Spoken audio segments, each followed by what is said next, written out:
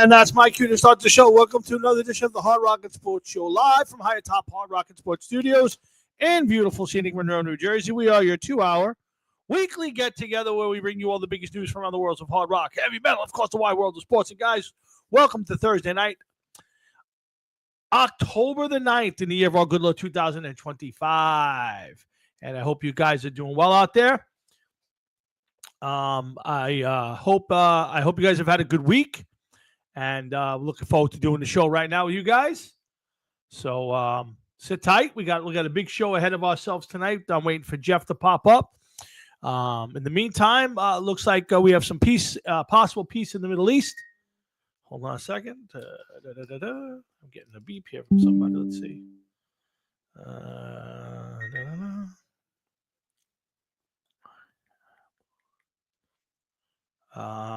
Yep, I don't know. Jeff's I think Jeff's having a problem. Anyway, yeah, I hope it looks like we got peace in the Middle East. So congratulations to the administration. If this actually does happen, this is huge news. So congratulations, guys. We are 1 month from the New Jersey governor and the New York City mayor races, two very important races. So please make sure you get out and vote for the right people. Jack Chittarelli, we endorsed here at the Hard Rocket Sports Show. And I would tell you, if you're going to vote in New York, hold your nose and do not vote for Mondani. You can go Sliwa, which I would recommend. You can go Cuomo, which I don't. I can see you, Jeff. Yes, you just popped up. In the meantime, it's been a big week. We got Yankees, Giants, Jets. 2 weeks ago on a Sunday, we had a great Sunday in New York. The Yankees won. The Giants won. Well, we have better news. We still can't get a Jets win. The Mets have gotten crushed. The doctor will be showing up tonight. I talked to him on the phone unless he fell asleep. So we got plenty to get to. We got Giants, Jets, football, hockey. The Rangers look like crap. We'll talk a little bit of wrestling. And so I don't know, whatever else pops up on the show tonight. So sit tight, sit back, relax, and then hopefully we'll entertain and bring you a good show. So let's see if Jeff's up there yet. Let's see if we can bring him on. Jeff, you there? Jeffy! I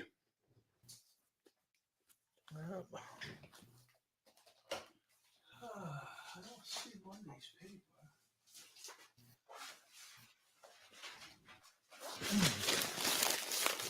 There he is. I see Jeff, but he seems to be locked up. I don't know. We're waiting for Jeff. We see him. But let's see. Thursday, Wednesday, Monday, September 29th, 26th. What date is this paper? 28th. Every newspaper but the one I want. All right. I guess we lost it somewhere along the line. Jeff, you're all frozen. Let me let him know. You're frozen. In the meantime, let's get my pops on. Let's see what he's got to say. What's up, Pop? Dad. Hello? Dad. Dad. Pop. Hi, Dad. Hello. Dad. Dad. Hello, Pop.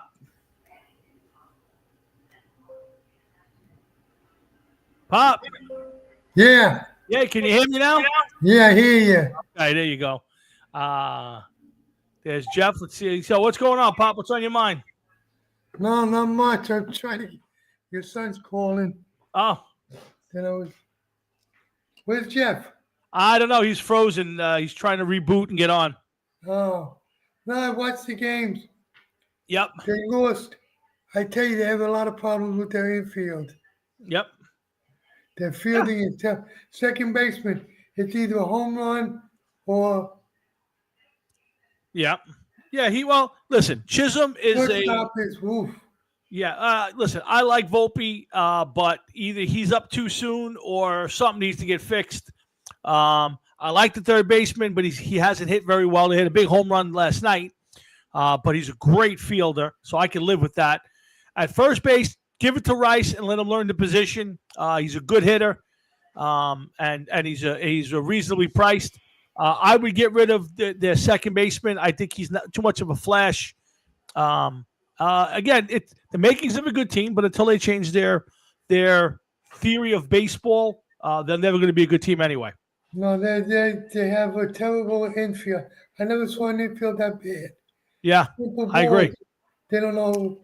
They can't relay them. They don't know what they're doing. Yeah, listen, they're a bad fundamental team. They make too many mistakes on the base paths. They swing at balls, let strikes go. They're just a bad fundamental team. They're gonna this is Yankee team will win 93, 94 games. They'll make the playoffs, and they'll win around, lose around, whatever. This is just what you're stuck with. I like next year's team pitching wise. You'll get Cole back. You got Fried, Rodon, and the kid Schlittler. It's a good rotation. They need to fix the bullpen. They got to sign Bellinger. Lose Stanton if they can. Get a new second baseman. Otherwise, we'll be back to where we are this year. Yeah, I agree. Stanton, he's a good ball player, but he's a typical home run hitter.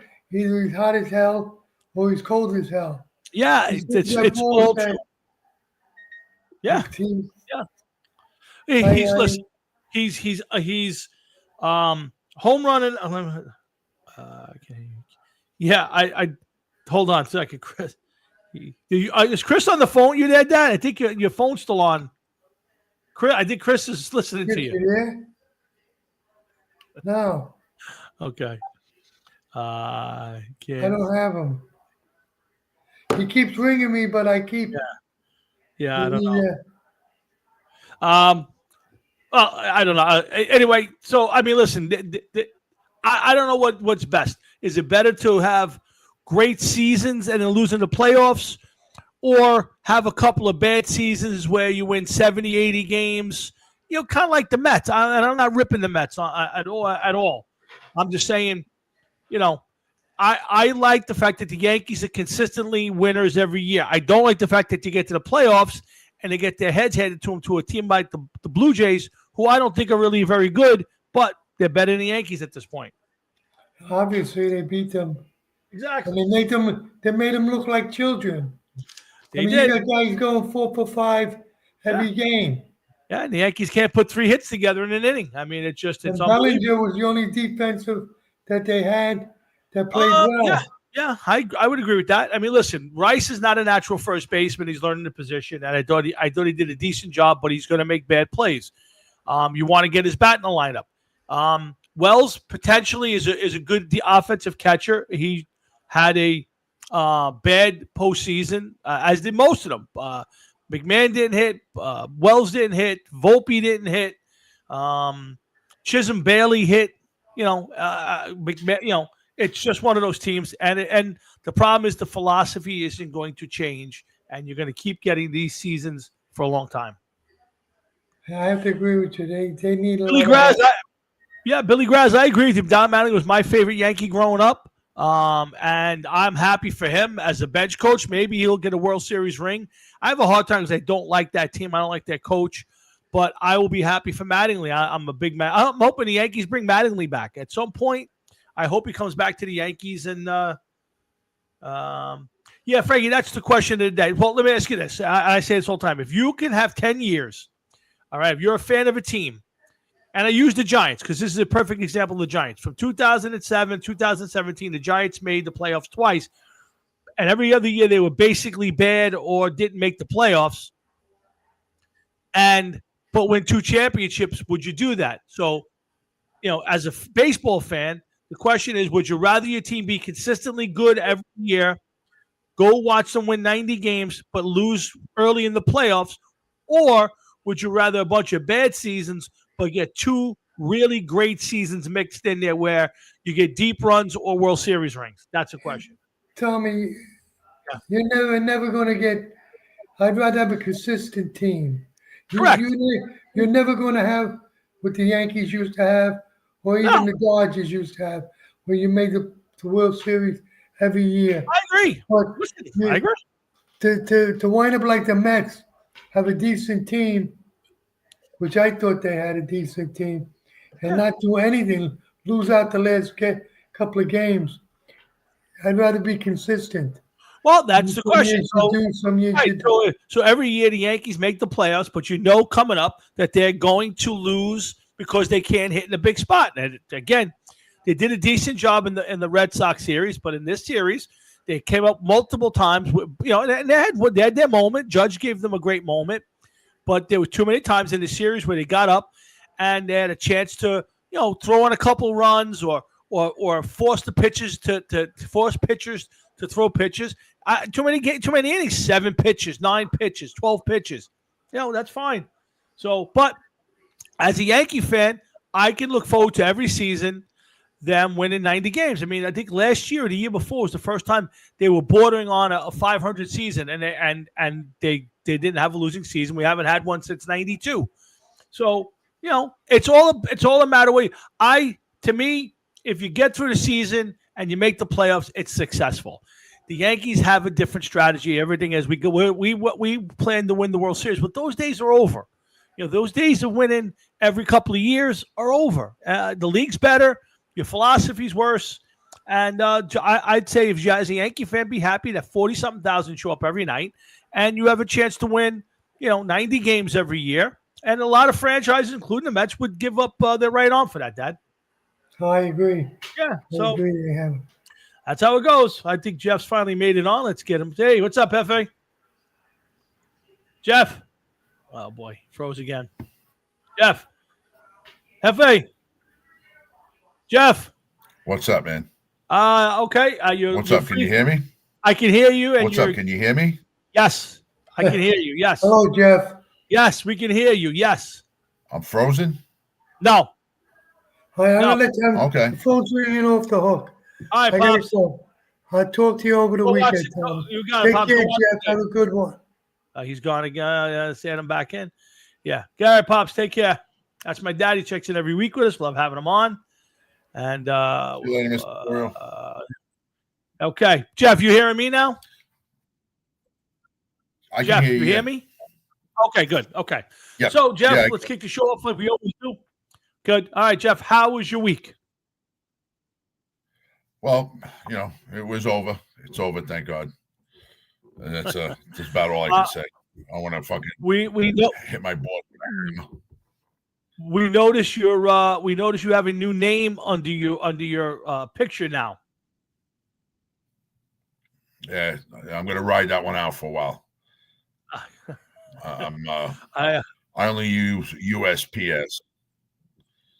Gotcha. I got you. And understandably, you have to run through with your base, but you did get it. So, how is the new base? Have you logged a lot of time playing it?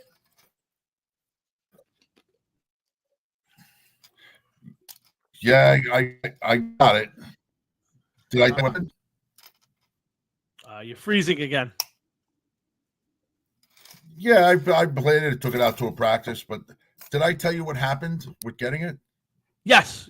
You told me on the show, and then it showed up after they told you you weren't allowed to pick it up, or you had to pick it up. They were banned from dropping it off. They dropped it off to you. Correct?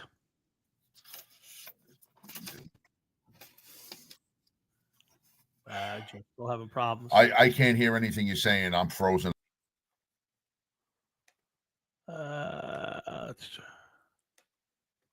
All right, let's see if he gets started. Guys, Frank Catalano, you hear me pretty clear tonight? I'm going to make sure it's not my computer. I haven't had any problems lately, but hopefully you guys are hearing me pretty good. Again, Hard Rocket Sports, this is Thursday night, the 9th of October. I can't believe we're into October already. Few weeks. Yeah, I agree. I agree with you, Frankie. Maybe you can make that recommendation. Frankie Catalano, listen, I want to tell you something while you're there. First of all, I have no problem you breaking Yankee fans' balls. I think it's great. That's what sports is all about as fans. You got a good team, you got a bad team. You give it, you take it. That's all. I thought you might have waited just a little bit before breaking balls. But listen, to me, I don't get offended by that stuff. You want to, Yankees got bounced. I'm all over it. Then I'm going to come back and go, where was your team? So that's what the fun of it all is. So if you can take it, then by all means give it out. So I have no problem with it. I say all the time, I got thick skin. I enjoy the banter of fans. Although I don't like Eagle fans, because one thing I don't like are people who will get violent to tell you their team's better than yours. That's the part I have a problem with. But breaking balls is no problem. Let's try it again. What's up, Jeff? How about now? I don't know what's going to happen, Tom. Let's just see what happens. All right, but you're hearing me a little clearer now. I see you much better. Whoa, 1 second. You over there, you know who I'm talking about. I don't need to buy no fucking PC. You fucking fuck you. How'd those Mets do? Oh, Frankie Catalano's getting a lot of heat this morning. I saw online. He's getting a lot of heat. I know. I know. I have no problem with it. I thought maybe, just maybe, he was a little early. Like, I would have let it maybe sit a little bit, let people wake up, drink some coffee before you go digging and picking at the sore spot. No, he's like a hyena, man. He just fucking bites. Yeah. What's up? Yeah. Okay, listen, get ready. It's about to make a run across. I'm trying to clear the screen. Her hair is wet. She just had it dyed. Here she goes. There she goes. There. Hi, Sharon. Isn't that the most natural color brown you ever seen? Absolutely. Where's the whole menagerie? I was figuring the whole zoo would be following behind. Where's the whole zoo? I was thinking the whole animal kingdom would be coming in too. Hey, what do you think you're doing? The dog is on the bed getting in trouble now, but there is a Basil, not the Basil. The Basil, that's a Linda cat. Hi, Linda cat. We're happy to have you on with us tonight. Listen, as soon as the Mets lost, Soto means everywhere. Everywhere. Yeah, I listen. Frank, I got no problem with it. I thought your rationale was a little off. Like I don't think if you wanted to say that the Yankees got worse because Soto had left, I can also say the Mets got worse after spending $765 million. They scored less runs, they won less games, and they didn't make the playoffs after being a couple of games from the World Series. So I thought your rationale was a little off. But it's not his rationale. It's not his fault. Why? Whose fault is it? Well, he's a Met fan, so they firmly believe like they win things in April, yes. May, and stuff like that. All right, so enough with the loser mentality. I got big news to talk about this week. Big news. Rush is back. Oh, you froze, Jeff. Yeah, Jeff. Okay. Yeah. I said the big news. Yes, now you can. You froze for a minute. The big news is Rush is back. Jeff. Yeah. Jeff. Okay. You hearing me? I can hear you. Okay. I said Rush, the band Rush is back. I know. Okay. So why nothing? That's not big news? Nah. Oh, man. I'm not a Rush fan, really. I appreciate them and I like them, but I can't sit there and listen to everything they do. And myself either. But one, I never saw Rush live. When I say that, I am excited. I think this is yeah, right, Frank. He does. I'm gonna have to go with Frankie Catalano and go see it because I don't know if anybody else is gonna want to go with me. But after the song Subdivisions, I would be hard pressed to tell you anything other than Presto. Or Show Me, Don't Tell Me. But if I'm assuming on a 50th anniversary tour that they're going to play a lot of the classics, so if they were going to feature a lot of the early stuff, Spirit and Free Will and Moving Pictures album, that wouldn't be something you'd go, I might see that. I did. I just Rush is just, I got to be in such a mood to listen to Rush. I just can't. Yeah. I appreciate, don't get me wrong, excellent musicians. We could talk all day long about how great they are. Moving Pictures is an awesome album. Great album. 2112, a lot of the old stuff is awesome. I just can't You know, I like, get it. I I don't get know. it. I just doesn't. No, Get me. you're more of a Doesn't get me. heavier stuff. You're more heavier, and I get it. And Rush is obviously not in that category. I wanted to see them play again because I think they quit. I think they quit for the right reason, but the wrong reason. They quit because their friend died and they didn't want to try to replace him. So I get it, but I love to see those guys back and playing. You could tell for a long time that they wanted to play. I think they were waiting for the right moment that they felt like it was okay.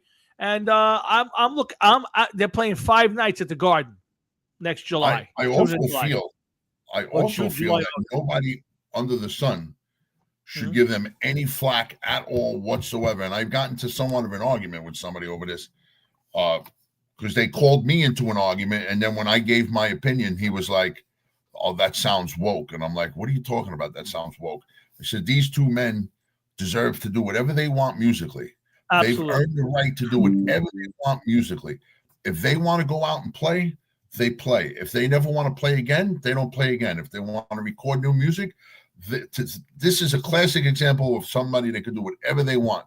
They want to do it together, separate, whatever it is, just leave them alone and let them do whatever it is that they got to do." And I don't think they retired because they wanted to retire. I think they retired because Pert couldn't do it anymore, and they didn't want to go on without him. I have a big problem with bands who quit and then come back. I think this was the reason they quit was because they were kind of forced to. There was I know there was another drummer, but basically Rush has been these 3 guys was there for almost over 40 years, and when their drummer got sick and couldn't continue, they didn't want to replace him and continue on without him. And I respect it, and I'm thrilled that they're back, and I'm looking forward to going to the show. It's a bit expensive, but at this point in my life, probably about $300 a ticket. I saw online, I think Pat Squid said they were going from $300 to $1,500 a ticket. Yeah. Frank Catalano, I just want to answer your question there. Believe it or not, was it because of the drummer? Yes, it was because it was a girl drummer, and the moron. I don't want to say his name because you may know him. If you do know him, I'll tell you his name off to the side. You should just unfriend him. He's an idiot. But he was like, well, a woman being in Rush is like a man being in the band L7. I have no idea what L7 has to do with Rush. Yeah, if you watched, I don't even know who L7 is. I've never even heard of them, so they can't be that relevant. But go ahead. I've heard of them, but whatever. Listen, if you listen to this chick who plays drums for the Rush now, okay, she's incredible. She's a jazz fusion type drummer. She's unbelievable, and she's just unfucking believable, unbelievable. And there's no reason why anybody should say anything to them. They really isn't. I agree. Yeah. Oh, really? Okay. Yeah, you know that asshole? I do. I do. Him? Yeah. Only through. I don't know who he is. I am friends with him, and he has some band that he wanted to like promote on the show, and then disappeared. But I don't know him. No. How do you know? Just ignore him. How do I know him? Okay. Through everybody else. Okay. He seems to be one of these guys that just knows everybody else and their mother. Okay. Yeah. I don't know him, but a lot of people that we know are friends with him and stuff like that. He just you aggravated me with something. People say that, like, frankly, what the fuck does woke have to do with it? I don't know. Why? Yeah. Because they picked a girl drummer and you feel as though that Rush is a boys club only? That's stupid.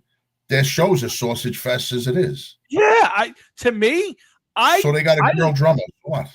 The only thing I ever said was I hope they don't come back and use Portnoy or what's his name from the Foo Fighters Dave Grohl. Come on, Dave Grohl. Yeah, I'm just saying. Like, I was hoping it wasn't that kind of guy. I wanted it to be like this unknown drummer. And the only thing I care about, I'm excited to see if I saw her kits that she basically uses, and I'm curious to see if she's going to go big kit and try to pay homage to Pert, or if she's going to stay on the small kit and how that works, or a medium-sized kit. So it's not small. When you get a chance, her name is Annika Niles. Yes. Look up the song Alter Ego. Okay. All right, look up the video and just watch her play drums. That's the video. Oh, I've watched a bunch of stuff on her that's come up on there. I think she's fantastic. I don't care. I could care less if she's a woman or a man. I could care less. The other thing I thought was interesting is they're going to use a keyboard player for the band, except for a song or two that Geddy felt like he needed to do. Like I think Tom Sawyer or one of the songs. I'm pretty sure it was Tom Sawyer. He felt like he asked to, but otherwise he wants to share the stage more with Alex Lifeson in case this is the last run. So listen, I thought that was pretty cool. Once again, these are two men that have been making music since the mid-'70s, early to mid-'70s. Yeah. Leave them alone. They know what they're doing. They're master musicians at their craft. Yeah. You'd be hard-pressed to find people that could play like them, that True. could be in the same category as them. And if they want to play, just because I'm probably more than likely not going to see them, because I only went to see them once in my lifetime. Oh, yeah? And that was enough for me, yeah.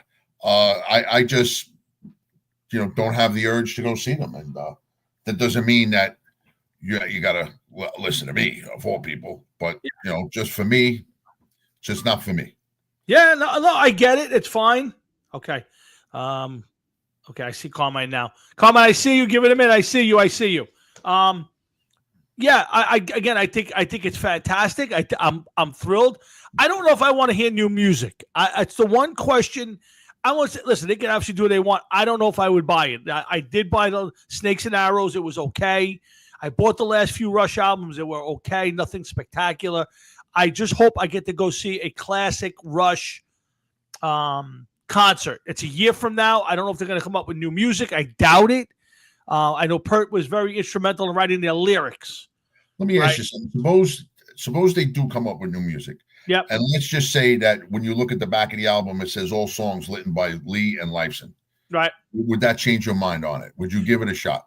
Of course. I would do it probably more through Amazon Music than buying the albums like I normally do. Of course. Who buys an album nowadays? I do. I still buy stuff. Not new. I haven't bought anything new in a while. But yeah, I wouldn't either at the price $30 a fucking album. Yeah. But the thing is, here's the only reason why I would. I'd be curious to know if the music is going to change now that they're writing it without him. And like I said, was the primary lyric writer.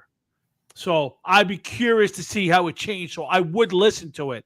Whether I purchase it, lyric writer, meaning that other lyrics were written by the other guys also. I guess so. I mean, I'm not saying he wrote every lyric. I'd have to look that up, but I know that in the documentary I saw at that point he had written, he writes most of their lyrics.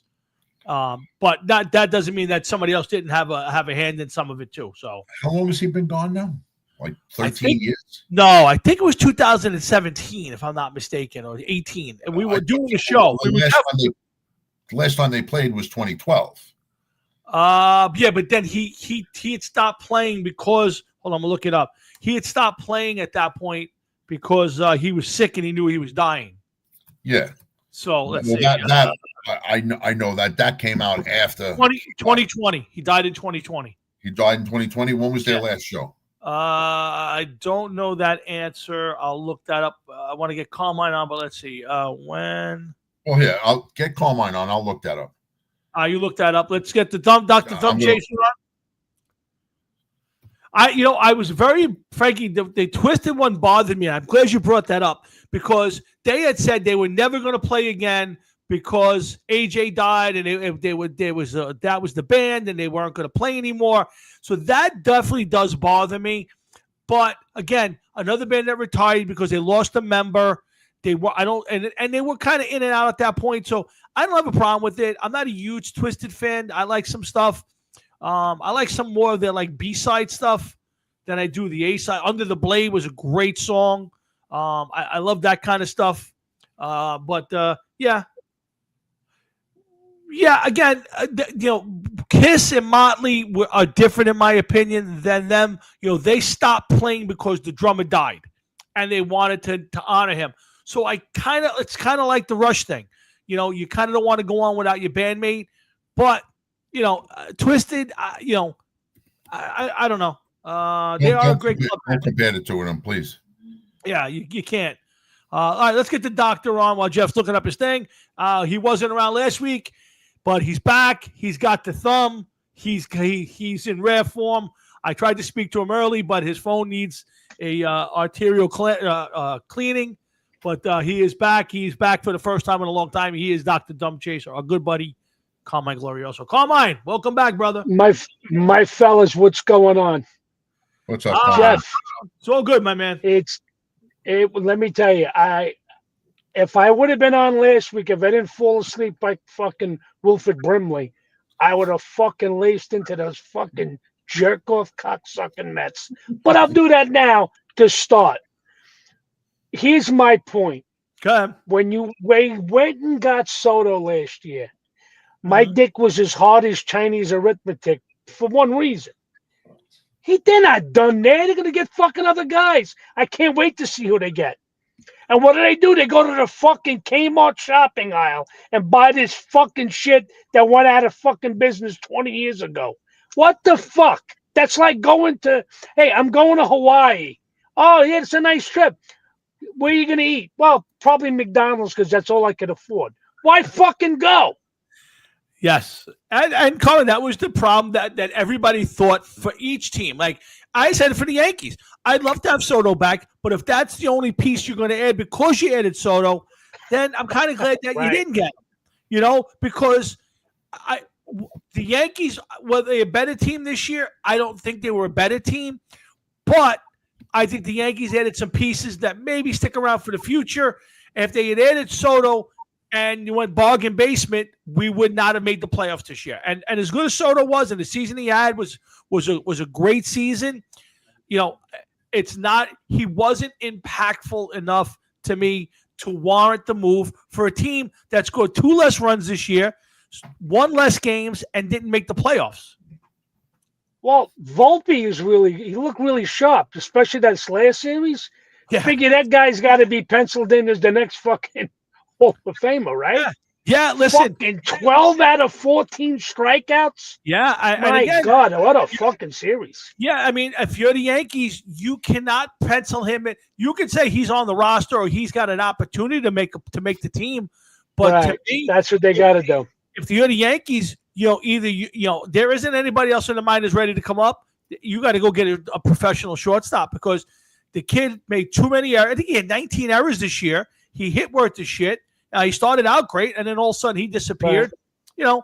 So again, I get your point. See, everybody thinks that Steve Cohen is going to spend $1 billion a year on his baseball team to win, and the guy's a good businessman, and he knows, hey, just because you throw money at it, don't make you going to win. It's like and you gotta look at the teams that are in the playoffs now.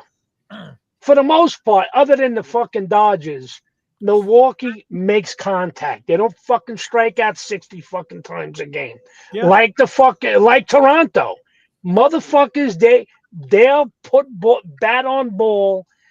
The one thing, Jeff, I'd like to hear what you fucking think of this. I'm watching this fucking stiff the other day. It was first and second, and he goes to bunt, and he fucking pops it up. And I'm saying to myself, that was that Boston series. Yeah, Boston I'm like, how the fuck can't you get a bunt down? We were talking about that all year. I don't think people know how to bunt in today's day and game. It seems like a lost art, man. It really does. Jeff, it's not a fucking art. It's you're right when you say it's not an art. These cocksuckers just don't do it. And they don't do it because they feel too fucking strong. They're not team players. Dude, when I played college ball, you couldn't swing the bat until you got 5 fucking bunts down. You went through your thing and you didn't get the bunts down, out, next guy in. Yeah, you got to remember something. There was a time a few years back when I think Terry Collins was still the manager. And there came up a spot in the game, and it was a obvious old-time bunt situation. I mean, everybody like first and second and nobody out, or late in the game, and he didn't bunt. The guy swung away, wound up striking out, and he lost the game. And after the game, they went to Collins and they said, "That's a lot. That's a lot of Jet and Met games, by the way." Go ahead. But again, he goes, Terry, how could you not bunt in that spot? And he said, that guy, and I can't think of the guy's name, who it was, has never bunted in his life. Not Little League, not in minor league baseball, not in professional baseball. And he said they Then that's a just joke. don't teach it anymore. And it's the same problem in football. They talk about now their quarterbacks. There are guys playing in the NFL who come to the NFL who've never taken a snap under center.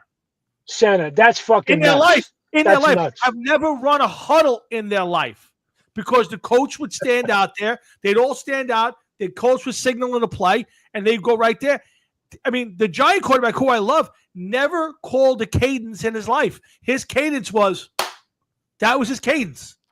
He had to come to the pros and learn how to do it. So while I get your point about bundling, yeah. Oh my God. While I understand your point and you're 150% right, the problem is these kids aren't taught that. Their philosophies are different than when you and I grew up and we went to school and our coaches. Launch angle. How about launch? What the listen, you had your, this is the way my approach was when I came to the plate. I went, okay, I'm up at the plate until I get 2 strikes. If you want to really fucking launch one, you pick a spot and a pitch.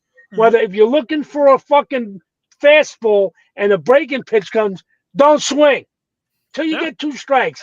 Then when you got 2 strikes, how about then you change it around, you protect that side and you're vulnerable inside. These fucking guys, they don't miss a swing. Oh, it's 2 strikes. I don't give a fuck. Runner on third, less than 2 out. Why the fuck would you get that run in? He don't matter. I gotta go deep. It's pathetic. I fucking hate the way the game is. Like you said, they only worry about themselves. No, that's it. They don't care about the team. That's like when you watch the Super Bowl and they start talking about a guy that's going to go play for like Cleveland next year. He's going to leave a Super Bowl caliber team to go play for Cleveland because his friend plays. Get paid. And he's get paid. Oh, you're right. They're not showing that they're out there for a championship. They're showing they're out there for money. That's the sad part. All sports. No, I agree. And it's a philosophy. It's the same thing with the Yankees. We talk about it for years on this show now, Carmine. The problem for the Yankees is they give you the same product every year. When I have to listen to announcers tell me that the exit velocity on a single up the middle, there's a big problem. And that's the problem. And the Yankee philosophy is we want you to swing up. We want you to swing for home runs. We'll win 94 games a year. We'll get to the playoffs, and we can't hit because we're not facing the 3rd, 4th, 5th starter, the bullpen starters. We're facing the top 2 or 3 guys in the rotation, and we can't hit those guys. And that's what you saw this weekend. That's it. The Yankees can't hit. Tom, you know what I got to say about the Yankees as to the Mets? The Mets find teams that they're supposed to beat and couldn't fucking beat them if they were given bases loaded every fucking inning, like the Marlins and fucking Nationals. At the end of the year, they'd stick it up our ass. The difference between us and your team gets shit team. They fucking annihilate them. They beat the team that they're supposed to beat. Yeah. And our team don't. Right. Now, you guys would have been better off playing the Phillies the last weekend of the season because you would have swept them in the playoffs. Fucking blowjobs that they are. Yeah, and that's the truth. And again, I think it's partly culture for both teams. The Yankees expect to be there. They expect to beat up on the shit teams. And the Mets get in that spot and they go, oh, man, the sphincter tightens up. Oh, my God. Yeah. You know, and that's – But you want to know it didn't tighten up at all? What? When I was getting my balls busted from every filthy cocksucking fucking Yankee fan, but I was getting my whole bludgeon. And it's okay. If you break balls, it comes back at you. But when I shoot it back and it comes back the other way, you don't stop. It's been going on for months. There's a lot of fucking pussy out there. And I'm not talking about the pussy you're going to actually hit. I just got a fucking whining twat. Or they might as well be a fucking Democrat because I can't take it anymore, you fucking fingering fucking clips. Well, I would tell you, there was a lot of Yankee fans today ripping apart Frankie Catalano. So I understand I understand. All I told Frankie was, you might have waited just a little while for the wounds to heal. Just a little bit. He was already giving them some stuff. And that's fine. To me, as a Yankee fan, that's what sports is all about. I'm going to break your balls. You're going to break my balls. That's all I got. I know. Yeah. And it's all good. But, listen, I think the days of us watching sports and looking for guys to emulate old school sports, whether it's look at the NBA. How many times in our life have we watched NBA basketball games now where 7-foot guys are shooting 3-pointers, 5 threes? Right? Have you seen anybody ever play with their back to the basket anymore? No. Has anybody ever run a pick and roll anymore? No. They get 3-on-1 fast breaks. They're shooting 3-pointers. That's nuts. Yeah. Yep. So sports, maybe hockey's the only one who's still kind of, it's kind of old school to a certain extent. But baseball, football, they're tough in a way that I fucking love.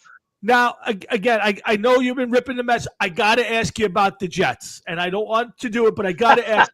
And here's why: people are already throwing Aaron Glenn under the bus.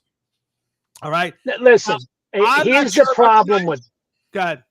Your problem. No, go ahead. No. So my question is, he's telling everybody he's going to change the culture. My problem is he's not losing his mind enough that if you want to change the culture, then tell these guys if you go off sides, soon as you finish, go into the locker room, take a shower, get in the cab, and go to the next team because you're done.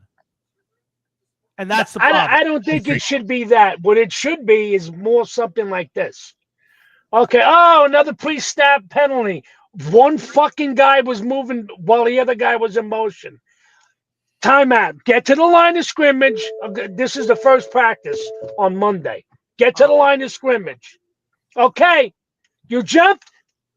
You're fucking running the whole practice. And if you fucking stop even once, you cocksucker, I'm going to have somebody fucking throw you out. That's the way it has to be. He doesn't have it. All of it is fucking speak. And it's not that I'm giving up on the guy. This team is a bunch of fucking loser motherfuckers. Always have been and always will be. They'll play just well enough. Go ahead. But the problem is, my only problem is you brought Aaron Glenn in because you expect him to change the culture. Now, him giving me the old, a big ship takes time to turn. I get it. Bullshit. I agree. The problem I have with it is if you're getting beat because you're not talented enough, I can live with that. That's something that I can too.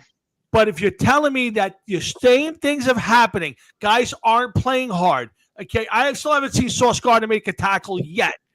When your team goes offsides, I'm watching plays. There's 2 guys going offsides at the same time. They fumble. They have the same. What did they change? That's the problem. They didn't anything. They didn't change the Jeff, players. they didn't. Coach. They didn't. And it's not even just that. It's you look at this team. It's 3rd and fucking long. And when I say 3rd and long, I've seen at least 3-4 times this year. 3rd and 17 and fucking completion for first down. But don't send the fucking house. Let him sit back there and get a blowjob. I fucking can't take it. Yeah, I would tell you it's very painful watching the Jet games, and then I like to watch the post game show, even though I'm not a huge fan of those guys, but they tell you They're like pretty it is. good. Yeah, and they fucking rip. Yeah, and they go new coach, new this, new quarterback, new this, same Jet, and until he fixes now, I don't think he should get fired. I don't think he should have any issues. You got to give him a couple years. But I absolutely agree with that. But there's a but. Yeah, 0-5 and not being competitive, 0-5 and making the same old Jet mistakes. That's got to change soon. Otherwise, they're going to be a call for it, Jeff. Some of the games they were actually competitive in. There was 3 games that they lost within 3 or 4 points. Yeah, they just suck. That's all there is to it. They just Thank suck. you. Well, no, again, suck is okay, but making the mistakes that they make week after week after week, that's the big problem. Regular season, they lost the first game by 2 points. They get blown up by Buffalo by 20. They lost to the Buccaneers by 2 points. They lost to the Dolphins by 6 points, a game that they should have won, okay? The Cowboys versus the Cowboys, they should have been way more competitive than 37-22. The Cowboys just sat back and let them score. It wasn't even that, Jeff. It wasn't even that close. Yeah, it wasn't that close till late. Yeah, which No, I know. That's why I said they just sat back and let them score at the end. Honestly, they're playing the Broncos this week, then the Panthers, Bengals, and Browns. That's 3 games that they stand a chance. They stand a chance. No, I agree. Listen, to who? Hold on. They stand a chance against who? Anyone? The Broncos, I don't really see it, but No, not the Broncos. Not the Broncos. Okay, all right, because Denver's going to open up their fucking holes. They're playing the Panthers next week. They got a chance against the Panthers. They're playing the Bengals. They got a chance against the Bengals. Yeah, and Joe Flacco. Well, hold on, wait. Flacco's there. He might throw for 600 fucking yards. That's very possible. Anything is possible, but he also may have a stroke and die on the midfield too. So come on, let's get back Guys to his age go to the game. They don't play the game. It's a true situation. Hey, Corey, so tell me right now, you coming to the off season. Who comes back? Who doesn't come back? And what changes do you want to see for the Mets for next year? Give me that one. Okay. 2 of the kids I want to see up there, Sprout and the fucking kid McLean's the deal. Sure. I don't want to see, and I don't. Let me tell you, your fucking guy. What was his name? The closer. Oh, Diaz. I'm sure. No, your closer that came to the Mets. Yeah. The guy I was so happy. Yeah, I can't believe they even. Jesus. Holmes. Yeah, Clay Holmes. Oh. All right, so he's got my respect. Fucking the lefty Peterson, go play with your sister's box. Get the fuck out of here. Same thing with Mania and that slanty-eyed fuck. If you get your tits slit and you can't get out of the 3rd inning with a 5-run fucking lead, release him. Send him back. As a matter of fact, have him fucking sent by fucking Trump and get him the fuck out of here. He probably came here illegally. He's a guy who's afraid to pitch in this league. That's just the bottom line. He's afraid to pitch in this league, and you see the way he pitches. I don't want to hear about the ghost pitch and all that stuff. But let me ask you: so fucking go ahead. McNeil, Beatty, Alvarez, Vientos, any of those guys you keeping? You're fucking really pissing me off with those fucking names. First things first, McNeil, get the fuck out of here. Go find your fucking 300 average in American League. Get him the fuck out of here. I don't want to see him. Unfortunately, I do want to see Alonso. I don't know how you don't fucking give him the money. Right, but the problem is, okay, let's say you're willing to give him $50 million, which they're never going to give him $50 million. No, they're not going to give him 50. All right, so let's be realistic. Let's say they're going to offer him $30-35 million a year. But do you want to pay him for the next 5 years? Because he's going to want a 3 to 5 years. Right. So then you give him a 4-year deal. Here you are, 4 years, we'll give you $150. Shut the fuck up. Now, if someone else gives him the money, I don't know who they're going to fucking replace him with. Vientos is a disappearing act. These guys forget there's this thing called, if they're righties, called right field. If they're pitching you away, and oh, by the way, when you do have a nice run, you're tearing it up and hitting balls out because he's a big fuck, this Vientos, to right field, then let's try to pull everything. Oh, it's outside? I don't give a fuck. I'm still going to try and pull it. They're hitting approach on several. Alvarez, everything is swinging from his fucking feet. Yeah. And guys, know what they know. I noticed, guys, stop me if I'm wrong. Whether it's Vientos, Alvarez especially, they take a cock fastball. They step out. They're like, fuck. I should have swung at that pitch. They get back in. No matter where that fucking pitch is, they're swinging. And here it is, a foot outside, and these fucking 2 idiots are hacking. 0-2. You're 0-2 in this fucking league. Good luck. Yeah, I I tell you the truth. I mean, they probably need to upgrade a catcher, but I think what's his name? Torrens. That guy played pretty well. I like him. He's just not a hitter. Right. See, the problem is you're so top heavy with your three guys. And then once you get off that, it's like the big cliff. Everything just falls off the edge. And if those guys aren't all in tune, the top three guys, and it was there wasn't a lot of time where all those three guys were in Absolutely. sync and hitting at the same problem. And that was my problem. Absolutely. And Catalano says I'm nuts, but I know that Soto had a great year. If you look at his statistics, I thought he had a great statistic. But he was a disappearing act, dude. Yes, I never thought that there was a time where for weeks he carried them on his back when they couldn't by do himself. Anything. Right.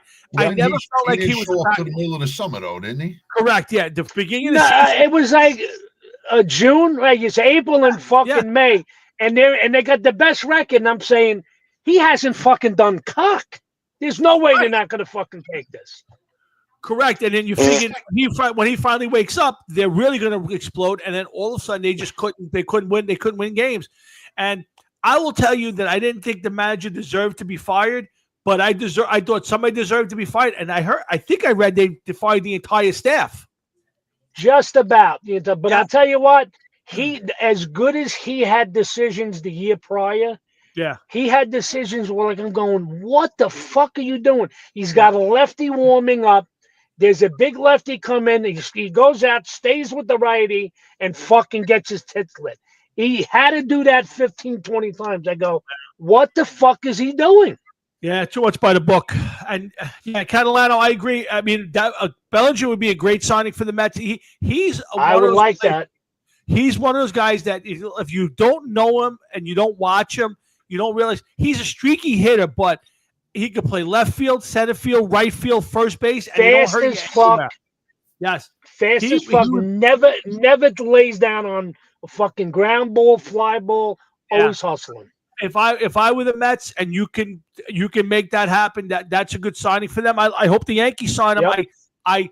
Again, he disappears with the bat a little bit, but he shows up every day, plays hard, and he helps you in four spots. So to me, he'd be a big help for the Mets.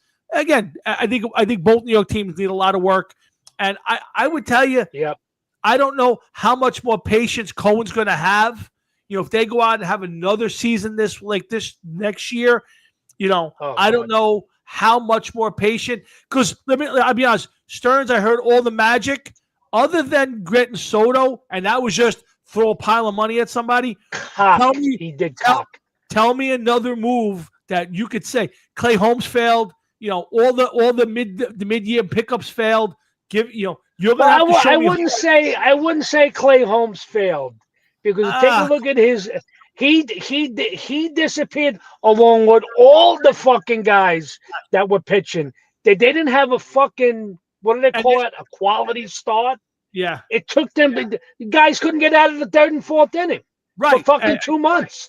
Yeah, I think they're going to have to bank on the young kids, but that's scary. So now if you're going to go into your staff next year with probably Senga, with the two young kids, right? And then you're going to fill out the rest of the roster. What's his name? Montas coming back? Are you going to bring him back for another season? Yeah, I think he's already released. Get the fuck out of here. Yeah, so to me, his biggest problem for me is he did nothing during the season to adjust and fix this team. And I agree. How patient Cohen is, because he's already got 5 years in now, and he didn't get the championship. And not only did he not, he didn't make the playoffs this year. Which again, I don't begrudge him for. I don't. He's a good owner. The guy who puts up with his money where his mouth is, but he's not going to be patient much longer. Well, but Tom, in 23, he saw that, wow, this thing is going fucking bad. Yeah. Scherzer and fucking Verlander. But last year, I'm cutting everyone. I'm eating money. Something that the Yankees won't do. Right, but he'll eat money. Yeah, but last year going to the World Series or being a couple of games from the World Series, gave him that. All right, let's get Soto. We're this close, and it fell apart. Yep.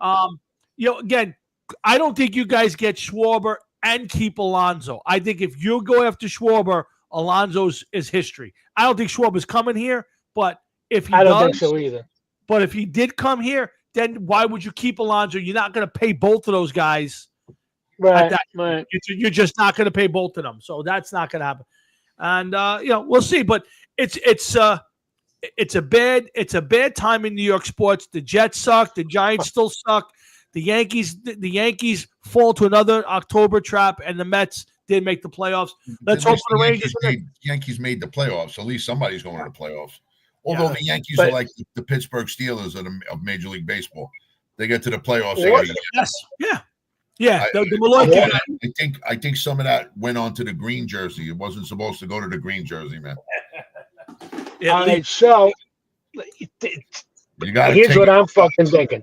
I dropped that fucking hammer when I was getting killed, and I said, fuck you, you motherfucking Yankee fans. And I pulled the fucking thing off for one day from my friend Alfredo Denton, who fucking had some shekels on the game. He went big. And they came back, and one day, it was 6-3. He's like, come on, give me a post. Take that fucking thing off.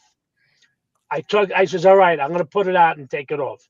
I took it off. They fucking came back and won. And cocksucker finally hit a 3-1 homer rather than a fucking punch and Judy single that he's bullied. No, but he had a fucking great fucking. Yeah, if he doesn't win MVP, it's a travesty. He's a great player. Yep. He's the best player in the game, Tom. Yes. Yeah, but let me tell you something. He's in the conversation for greatest Yankees of all time. He's not absolutely. He's not in that Gehrig and Ruth and Mantle thing yet. He may never be because of the championships. But pound for pound, talent wise, in an era where guys hit 220 and 25 homers, and here's a guy who every year is hitting 320, knocking in 50 something homers and 100 something, and plays a good outfield. He is by far of this generation of players the best player I've seen. Thanks for depressing me, you fucking prick. What'd you say, Jeff? So the playoffs, you don't do nothing. Well, except this year. It's not true because if you go back and look, he's had. Stop. No. He's had big moments. The problem is he has not dominated in a series yet. He has not had like he did with this. Yeah. Without all the home runs and shit. Right. If he hasn't had that series where like last year, Stanton carried them to the playoffs. He was on fire. They got to the World Series and they lost, but Stanton was fine. Or even A-Rod in 2009 when A-Rod. Wait. Who else last year besides Stanton? Nobody. Besides Stanton? Really? Yeah, who's the guy that landed in New York? You fucking yeah. Soto had a good series. You're absolutely right. You did. He had the whole fucking thing. He was great. No doubt. But to me, Judge hasn't had that series yet. No, he hasn't. Where you do that. That's the difference. That's the only difference. But what Danny Dimes again? Yeah, Danny Dimes. Listen, Frank, you can tell you what. 4-1, the guy is on fire. That's all I'm going to tell you. I told you he could play quarterback. I'm happy he's doing it. Just another guy that left the purgatory of New York football. And he threw the Giants under the bus. He threw them under the bus this week. He said, hey, I never realized how in-depth coaching is until I went to the Vikings. And he basically did say that? Yeah, he came out and said that when he went to another level of teaching and studying when he got to the Vikings. He saw how Sam Darnold and the coaching staff, happy for him too, how much they prepared for it. And he basically said the Giants aren't at that level, and that's a big. Neither is any New York football team. That's why Geno Smith is crashed and burned. Yeah. Yep. And just give it a year, give it a little time. Don't worry about Sam Darnold. He's going to come crashing back down to earth. And but don't say fucking Zach Wilson is. No, Zach Wilson. He really sucks cock. Just Zach Wilson just sucks. Zach Wilson looks like a high school fucking quarterback. He don't even look like an NFL quarterback. He's small looking. He looks like he's going out with a cheerleader after the game. Because his mom and dad are going to take him out for a hamburger when he goes home and takes a shower. Jeff, I got to say, being a Jet fan, I really don't see us ever winning a fucking Super Bowl. And when I can say we'll be like 2009, 2010, That is my Super Bowl because this team has been a perennial fucking blowjob. And I don't think that's going to fucking change, man. Does it change? Does it change? Does ownership have to change it? No. You could bring fucking Parcells. This is what has to change. Okay? Yeah. Mark my words. This happens. The Jets are going to start to win. Joe Namath needs to die. I've said that for fucking years. Jeff. He's got to deliver the soul. He's got to deliver the soul. Definitely. Once the devil has his soul, the Jets will start to do something. I'm convinced of it. It has to be. It's the only way. But except Joe Namath is going to live to be 193 years old. You watch. He ain't going to die. So he's gonna be like the Green Mile, the mouse. Yes. So Joe dies in the offseason next year. We got a grand on the Jets for the Super Bowl. Joe Namath has had inoperable brain cancer 117 times, and he's still alive. They can't kill him. Hold on. You can kill him. There's something else. Something else you got to add to that. If he fucking goes and I go, lay the fucking house on it, boy. Lay the wood to that one. Lay the fucking house on it. I go and he goes. Maloiki's a fucking gun. I think that might be your punishment for all the Maloikis on the Yankees. That's what you're getting punished for. You know what I do? It feels it, Tom. Just to make myself feel a little bit better. I watched the Bart Scott interview. I watched the Bart Scott interview when he beat New England. Yeah. And they said, we'll see you next week in Pittsburgh. And he goes, can't wait. Can't wait. And that's it. It's been downhill.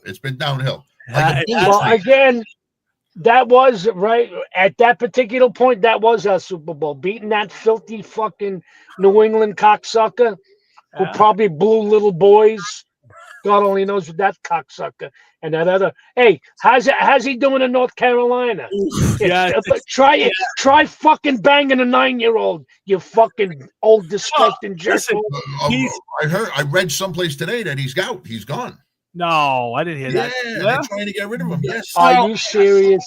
I would not doubt it. I can't imagine they want to change him in the middle because don't forget that whole staff. Like his son is the defensive coordinator, so you'd have to wipe everybody out to really change that staff out. I think they're going to buy him at the end of the year. I don't see them changing him in the middle of the year. That would be, but.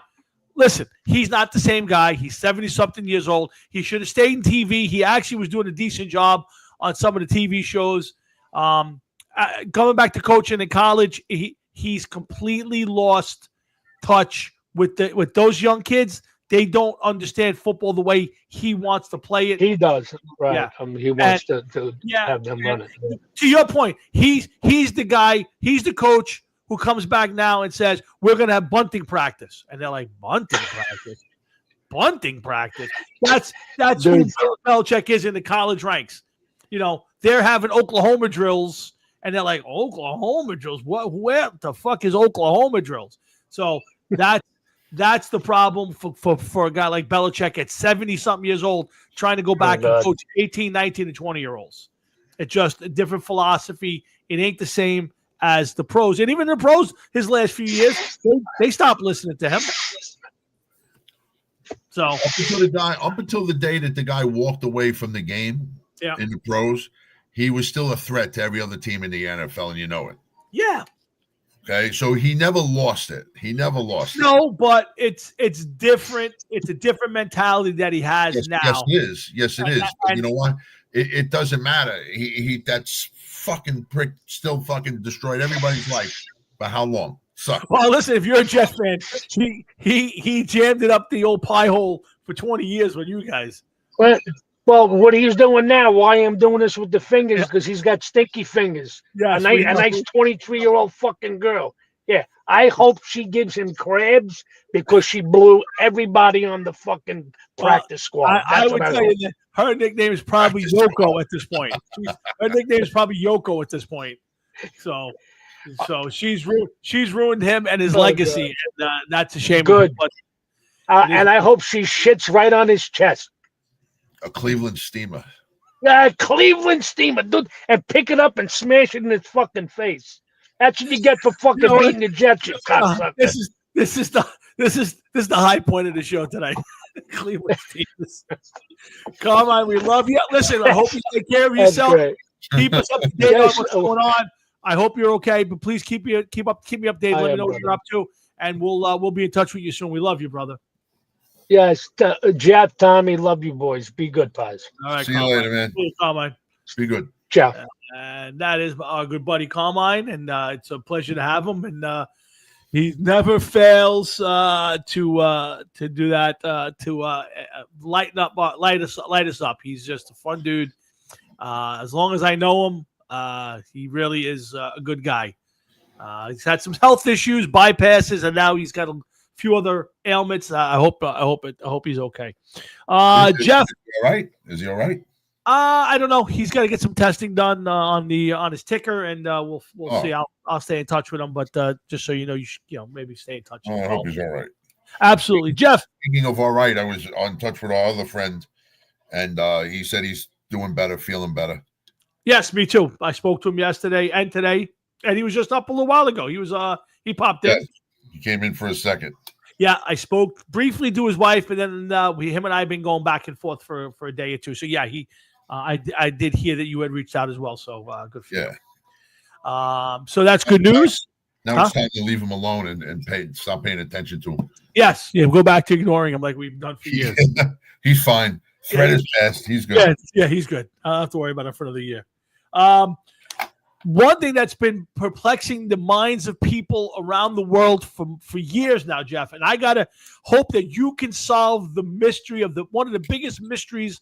I'm not asking you to solve the Middle East peace problems. I'm not asking you to figure out what happened to Joe Biden's brain. I have a bigger problem for you to solve, Jeff. Which is? Jeff, who would win in a street fight? Andre the Giant or The Rock? Dude, I got to go Andre the Giant. See, I can't. Yeah. How do you go against a 7 foot, 500-pound man? Who beat 5 midgets at the same time? 5 midgets at the same time. Yes, that's right. Not 3, not 4, but 5 midgets at one time. A midget for every inch. Yes, pretty much, yes. But I thought that was an interesting argument. But, I think The Rock is a phenomenal athlete, monstrous human being, and he'd be no match for Andre the Giant. Andre the Giant would pummel him. Andre the Giant was a rare human being. First off, the man drank 117 beers at one sitting. Yes, but you want to know something? They also, in that article, they showed a picture of The Rock, a modern day picture of The Rock, when he was huge and fucking inflated by steroids. Yep. Okay. And they said an in your prime Rock, and the Rock that was in the picture was definitely not in his prime. No, you got to go back to what, 2000, early 2000s, Yeah, when he was battling with stand a chance. Absolutely. Yeah. I mean, this version of The Rock is cartoonish, right? I mean, that Rock I thought was a big guy who's in good shape. That guy would have at least gotten pummeled in about 30 seconds. Andre the Giant was just superhuman strength. Anybody you would watch in all these documentaries will tell you the same thing. If he didn't want to lose, if he wanted to inflict pain, they said he used to pummel Randy Savage. There was a lot of guys who used to pummel. Yeah, and he used to pound the shit. And they said he could literally pick you up and toss you around, and there wasn't a blessed thing you could do about it if he wanted to do it. Well, it's like an 8th grader picking on a 3rd grader. There's just no chance. Now, when you watch some of these documentaries, they'll tell you, like, and I was surprised by some of them. They tell you that Don Morocco, Haku, and Rick Rude were probably the 3 toughest wrestlers, the 3 best fighters that you didn't want to mess with. Morocco? Really? Yes. That Morocco, Rick Rude, and Haku. And they said that Haku was probably the one guy that nobody ever wanted to mess with outside of the ring. Yeah, I've read that many times before. Yeah. And Rick Rude, same thing about Rick Rude. I never heard it about Don Morocco. Yeah, that he was one of those guys that outside of the ring you just didn't want to mess with. Now in the ring they were beatable. They whatever. That was the but outside in real life, those guys were actual fighters. Those guys were guys you didn't want to mess with. And I thought that was interesting because, you watch wrestling for years and you got the Hulk Hogan's of the world. And, you got some of these guys who are, obviously legends, Savage, Piper, and then the guys who were kind of B-level. I would say like Morocco was B-level. Haku was probably C-level. Oh, right? Rick Rude was a B-level wrestler. Morocco, I don't know if I would consider Morocco B-level because his career was ending as Hulk Hogan was taken off and the Warrior came in. Who's A-level? Let's from that era. I'm not talking about Stone Cold and that. I know who you're talking about. I hear you. Who's A-level wrestler back in the 80s? Give me John the A-level. Studd. Okay. John Studd, Bob Backlund, Bundy, superstar Billy Graham, King Kong Bundy. Yeah, but he was kind of a bridge between the old timers and. So he was a B. So you're saying he was a B-level guy? Era. So you're saying he was a B-level guy? I would say during the Hulk Hogan time, he was a B-level guy. What about Sergeant Slaughter? Sergeant Slaughter was probably an A guy. Okay, the Sheik I would say was an A-level guy, right? I'd have to, yeah. So you would put Morocco, his career, in that category. At his time, yes. Okay. At his time, yes. Overall, no.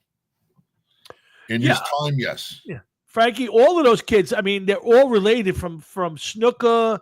The Samoans, all of those ground wrestlers are. And Roman Reigns, all those guys are all, the Rock. They're all related. That's that whole. I don't know, you want to call it the bloodline, whatever they call it, but those guys all come from the tree. I mean, between the grandmother and the grandfather.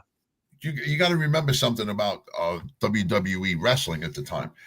These guys pretty much wrestled within a territory, as opposed to how they wrestle now. So, guys like that Ric Flair that was big in the early 80s, mid 80s, elsewhere, what people here, although they knew of him, they didn't know him. It was hard to find videos and watch some of their wrestling matches back then. All the guys from down south, the WCW with like Sting and Lex Luger. Yeah. We missed out on a lot of wrestlers that maybe, like the wrestling world now is a lot different than it was 30, 40 years ago. And I mean, that is forever in sports, of course, without a doubt. Sure. Wrestling was almost like the Super Bowl. A lot of things are forgotten about wrestling. Then once WrestleMania started, that's it. Right. Yes. You're 100% right. Right. Yes. That is a great analogy. Everything before WrestleMania kind of doesn't exist in a lot of people's minds, same as the Super Bowl. Everything that happened prior to the Super Bowl, most people don't pay. Let's say that. People remember it's the leagues themselves don't pay attention to, right? So, the people that used to watch wrestling before WrestleMania were people like us. They used to watch it on a Saturday night. Frankie on a Saturday night at midnight on Channel 9 when you would hear the folding chairs and the guys taking the ring down. Yes. That's when we started watching it. And then all of a sudden it exploded. And it was everywhere. And then there was pay-per-views and everything else. And they just pushed it to the forefront. And these guys became bigger than ever before. And guys like Greg the Hammer Valentine, the Honky Tonk Man, that you probably wouldn't give a second thought about in today's wrestling age. Yeah. Like they started there with the wrong time, man. Imagine if some of those guys were in wrestling 5 years later, they would have been superstars. You're right, because they were just on the borderline of the end of their careers. A guy like Piper had another few more years, would have even been bigger. There's a lot of guys who fall into that category. I think Jimmy Snuka's that guy. If Jimmy Snuka had come out 5 years later instead of when he did, Snuka would have been the biggest thing in wrestling. Beside, he was huge in 80 and 81 and 82 before WrestleMania, before they were on TV all the time. Who's the guy you got? Randy Macho Man Savage. Go ahead. What is the big allure and so special about Randy Macho Man Savage? He didn't have the build. Nope. He had a physique, yes. Mm-hmm. But he looked like he was like, your uncle that played softball that, Was And it? he was a minor league baseball player. Go ahead. Well, but I mean, uncle that was like in decent shape, played Yep. softball. Maybe your parents said, "Don't talk to Billy's uncle because he's fucked up. He smokes weed, and he hangs out. He's banging all these different chicks and stuff." Like he just looked like that kind of guy. He wasn't a big, huge guy No. like some of the other guys that were wrestling, and then he becomes one of the biggest wrestlers in the WWE this time. 2 reasons: great on the mic, and a great technical wrestler. Some of the best matches I've ever watched was Randy Macho Man. He actually when later on in life, when he was done with wrestling, or done at least with WWE, he was in some of the early. He was in one of the early Spider-Man movies as the Bonesaw. He played a wrestler that wrestled Spider-Man in his alter ego, and he was Bonesaw. I'm telling you, he was so big, he was unrecognizable. Well, listen, it seemed like he got bigger as his career went on. But you're right. In his career early on, he was probably a big dude, but in terms of wrestling guys, he was not a monster. No, by far. He only weighed like what 230, 235? Maybe if even that, yeah. I'd have to look that up, yeah. I'm gonna look it up right now. Yeah, which by the way, Neil Peart's last show was August 1st, 2015. Okay. Wow. Yeah, and he died 5 years later. So that, again, the Rush thing, I got no problem with. I almost don't have a problem with the Twisted Sister thing. But again, they shut down for a different reason. And if you want to come back later on and revamp it, I can't have a problem with that. So to me, Randy Macho Man Savage was 6'2" and 237 pounds. Oh, you nailed it. Okay, I didn't think he was even that big, but okay, yeah, you nailed it. 230. I don't consider that to be overly big. No, I mean most of those guys had to be 250, 275. Yeah, I bet guys like the Warrior. That's those. I tell you the guy that I always liked and never caught traction in the WWF, WWE, whatever you want to call it, was Sting. I was a big fan of Sting in his, I don't know if he was AWA, NWA, one of those conferences that he was in. And then he came to WWF, and it never really materialized for him. And he didn't last very long in WWF. Yeah. No, Twisted shut down. No, they did, Frankie, but then they came back in 2001, and they played that benefit concert for 9/11, and then there was talk of them, and they had played a couple of shows, and there was talk about them redoing stuff, and then AJ died because he was playing in the other band with Adrenaline. Yeah. Which, by the way, I bought the one CD with him on it, and it was actually very good. It was really good. Not a huge fan. I haven't bought anything since, but that first album had a few. They haven't put anything out in years because they had the accident and the drummer died. Oh, they had another drummer die? Were they Spinal Tap? No, I'm sorry. Wait a minute. No, was it the drummer? I know the bass player died. Well, AJ died. He was their drummer. Yeah, right? But he didn't die. He died of drug overdose. I'm talking Adrenaline Mob. There was an accident. And if you look it up, there was an accident. The bass player died. He was. But AJ was their drummer when he died, right? Didn't he die of a heart attack on tour? Like he was out, right? So, yes. Oh, Frank said the bass player. They are jinxed. The bass player died in an accident. I think Frankie's telling you that. I didn't know that. I stopped paying attention. I think I might have bought the next album and it wasn't very good. I think, but the first one that I got, the one that AJ played on, it was fantastic. No, AJ died on the bus of a heart attack. Yeah, exactly. Yes. They formed in 2011. Okay. And he died in 14, right? What's that? I think he died in 14. I don't know. I'm looking at the end of Adrenaline Mob, and then they pulled over to the highway to change a flat tire in 2017, and the bass player had been killed, and a couple other guys were seriously injured. He was already dead at the time. AJ Perro. Yeah. That's a band that. Okay, guys, I'll meet you at the gig. I'm not taking the bus with you guys. Well, again, I have no problem with Rush. I love the fact that they have. I don't want to call her an unknown drummer because I have no idea if she's popular, big. I just like it the fact that she's not the celebrity drummer that I would have expected to be back there. You know, I would have expected it to be Grohl or Mike Portnoy or somebody of that ilk because that's the norm for people sometimes. And if they've got some sort of chemistry with this girl, and from what I've seen, a little I've seen, she could seriously play. I got no issue with it, and I'm looking forward to going. Tickets go on sale on, I believe, Monday. I have signed up for the pre-sale, so I'm going to grab a couple of tickets, and I'm going to go to one of the shows at the Garden. I haven't seen anything else in the area. I'd rather see it at the PNC, but I'll travel to the Garden if I need to. So I'm looking forward to that. I believe the Hulk Hogan restaurant in Manhattan is about to open. I don't think it's open yet. I have to take a walk over there one of these days and see how far along it is. Unfortunately, Hulk won't be making the appearance at this one, but it is what it is. And it's a shame. It's Yep. a shame.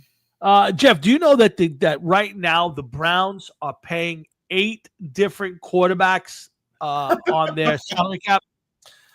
Yeah.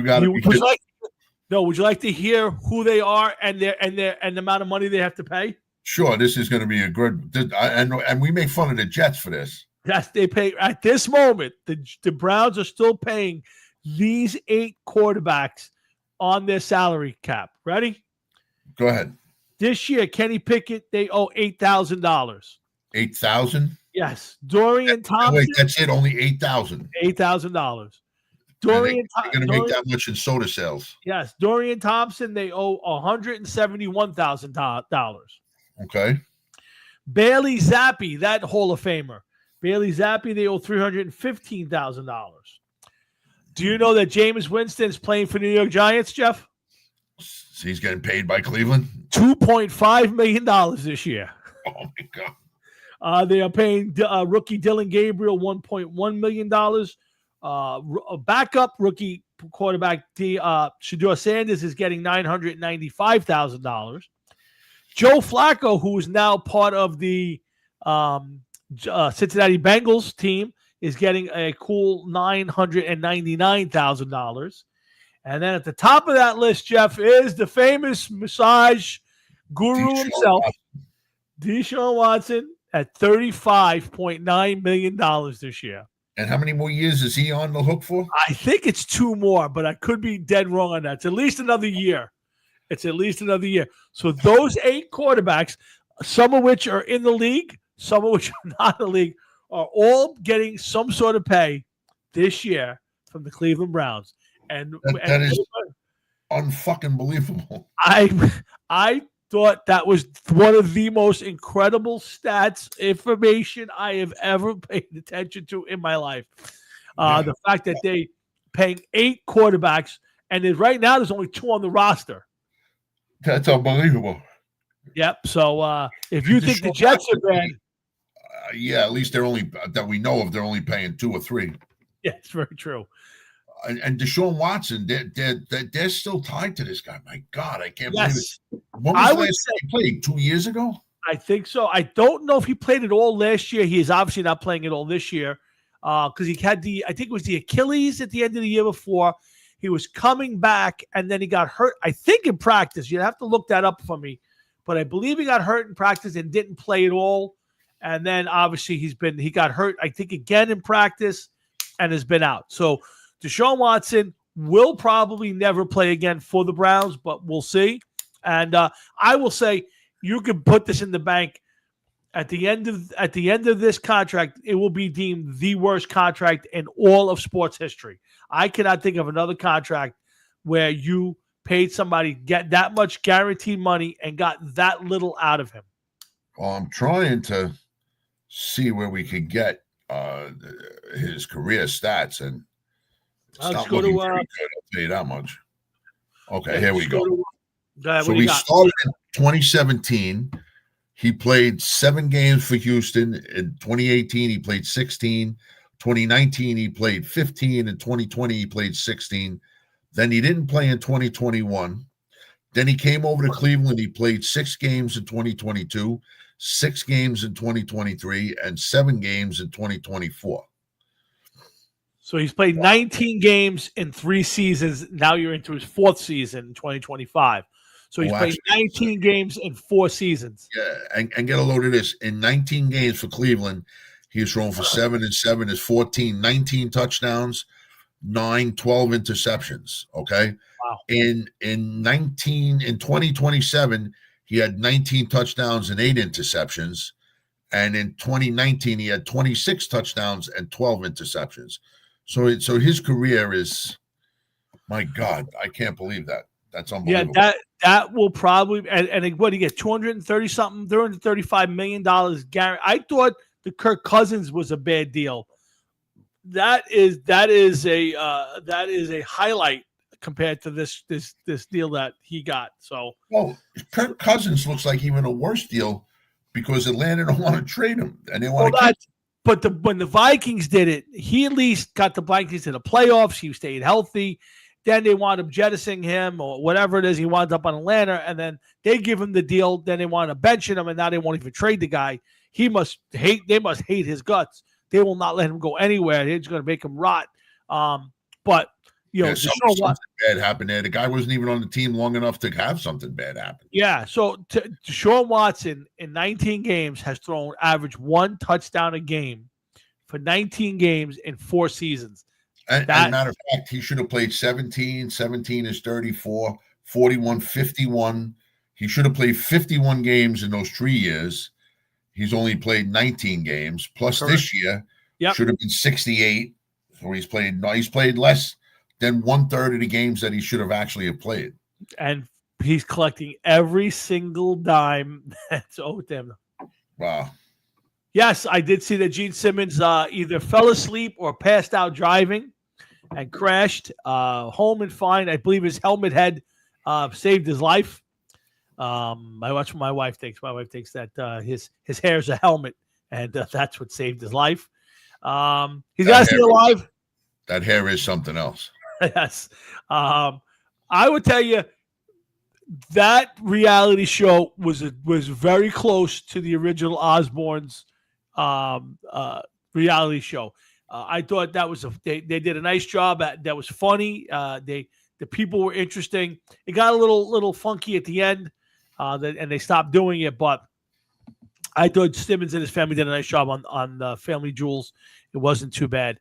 But I'm looking forward to them getting the Kennedy Center Honors this year, and I'm curious to see if the original band shows up. I don't believe the bands play. I remember when Zeppelin went in, Hart did like a bunch of Zeppelin songs. I think other artists do their music. I don't think the bands themselves or the singers. Didn't they do that for the Kennedy Center? That wasn't for the Rock and Roll Hall of Fame. That was that Kennedy Center concert. Correct. Yes, and that's what the Kiss is getting this year, the Kennedy Center Honors.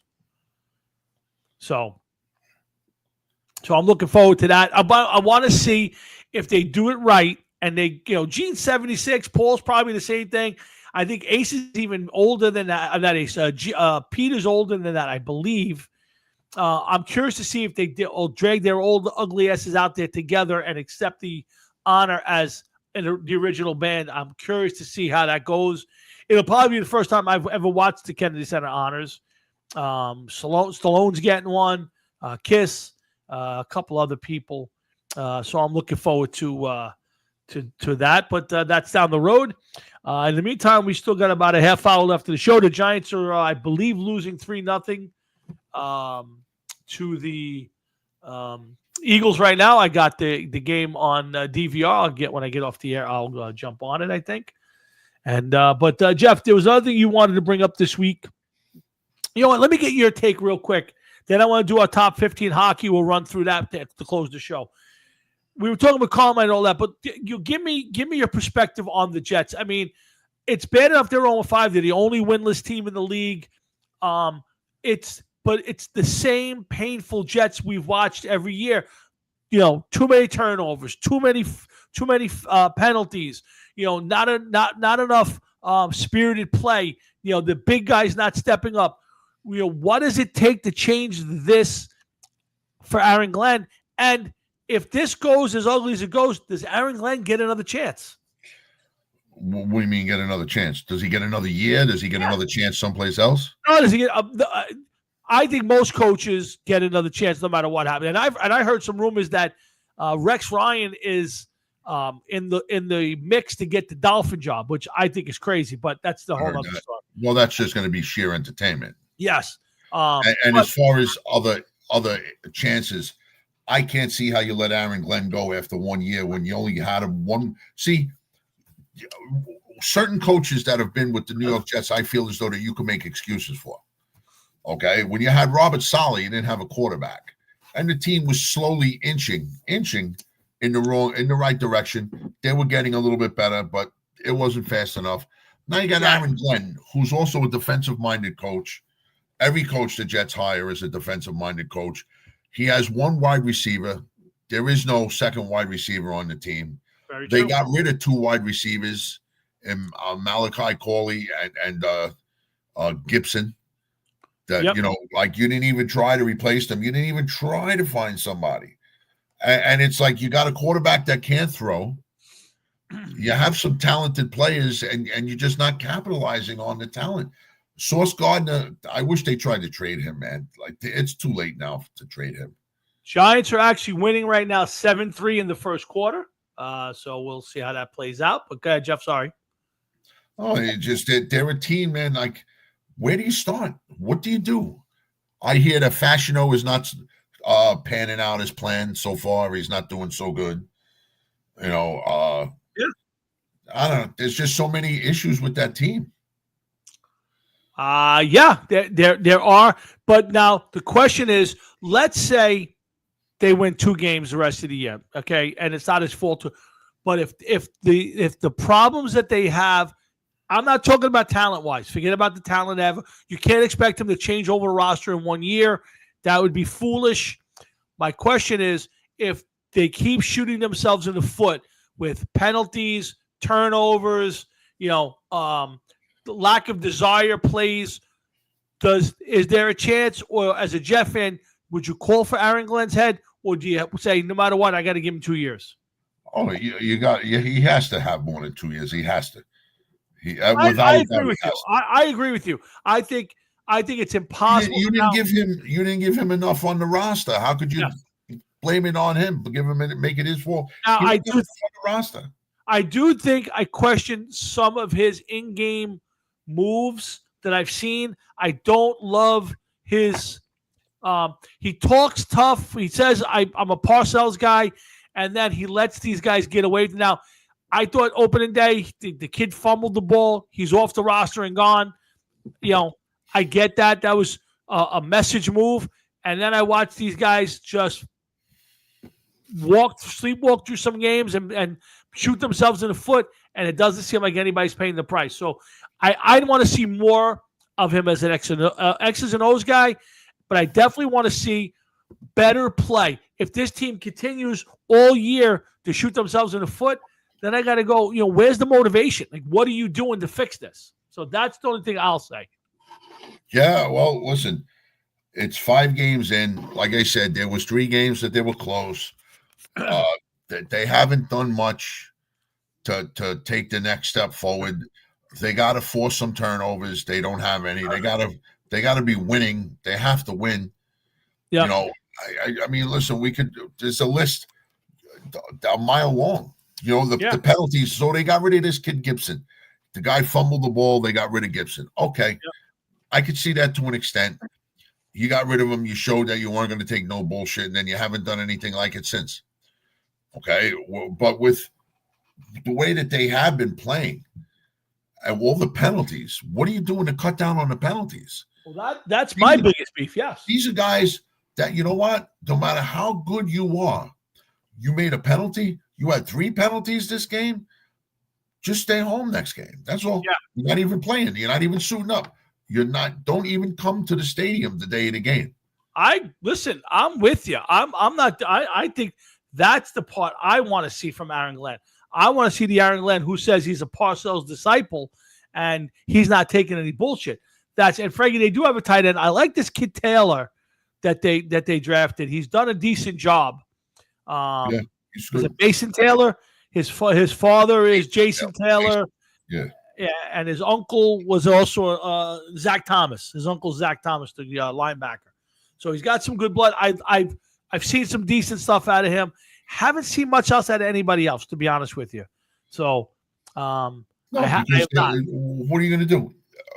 As far as the receiving goes, you just shut down fucking Garrett Wilson. That's it. That's all shut down. Yep. Okay, you got the tight end that you just drafted his first year. See what happens. You want to talk about trading Breece Hall? I know you said who's going to run the ball. I don't know what their thought or way of thinking is. What are you going to get for Breece Hall? Somebody that's injury prone and has never broken 1,000 yards. If you're lucky, maybe a third rounder. Yeah. By the way, the Giants are up 13-3 on the Eagles in the first quarter. Don't worry about it. I'm sure that they're going to come Oh, roaring. listen. I'm not. Listen. After last week, if you would have heard the foul mouth coming out of my house, after they blew that game with the Saints, and they blew it. They had that game, and that they should have walked out of that building. You don't commit 5 turnovers in a row and think you're going to win a football game. But hold on. No, I don't understand how New York football teams just have no discipline at all whatsoever. I agree with you. Yeah, and I would tell you, as much as I'm a Dable fan and I like to see him stick around, if they don't clean it up and they don't show some improvement, again, to your point on the Jets, where they've been in every game, and the Giants have been the same way. I mean, they haven't been blown out.